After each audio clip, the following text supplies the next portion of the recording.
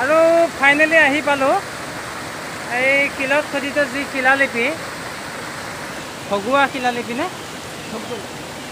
হা অঁ ধূপগুৰি শিলালিপি ইয়াৰ পৰা যদি কেনেবাকৈ পিছল খাই পৰোঁ তেতিয়াহ'লে চব যাব মোবাইলো যাব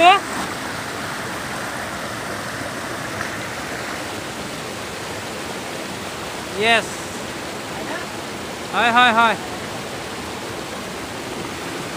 বহুত টেক্সি হয় কমলে কৈ দিব বাৰু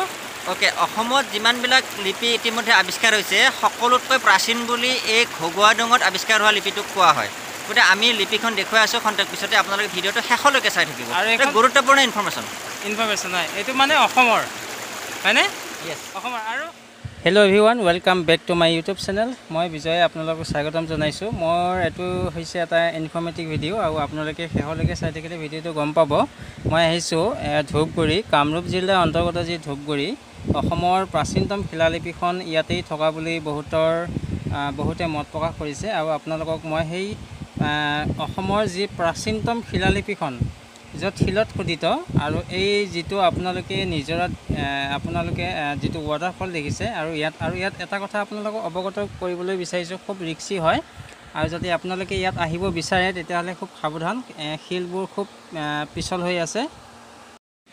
আৰু সঁচাকৈ চাওক এটা খুব ধুনীয়া প্ৰাকৃতিক পৰিৱেশত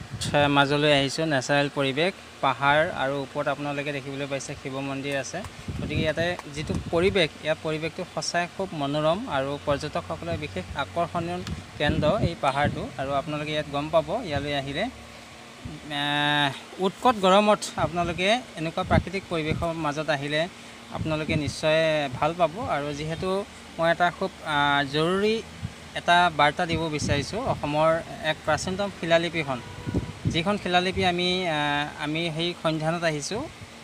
এটা ভিডিঅ'ত আমি গম পাইছিলোঁ ইয়াত অসমৰ প্ৰাচীনতম শিলালিপিখন ইয়াতেই আছে আৰু ইয়াৰ পৰা উদ্ধাৰ কৰা হৈছে গতিকে সেয়েহে আপোনালোকক আমি লৈ আহিছোঁ এই মনোৰম পৰিৱেশৰ মাজত পাহাৰৰ একেবাৰে নিজৰাৰ এই ৱাটাৰফলত গতিকে ভিডিঅ'টো শেষলৈকে চাই থাকিব বুলি আশা কৰিছোঁ কমলনাৰায়ণেও ভিডিঅ' বনাই আছে এই শিলালিপিখন আৰু খুব ৰিক্সি হয় মই কোনোমতে শিলত খামুচি মাৰি ধৰি আছোঁ এইখনেই হৈছে শিলালিপি এক প্ৰাচীন শিলালিপি অৰ্থাৎ শিলত খোদিত গতিকে আমি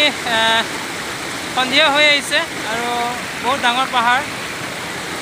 অচিনাকি পাহাৰ আমাৰ বাবে আৰু মই আপোনালোকৰ যিমানখিনি পাৰোঁ আপোনালোকক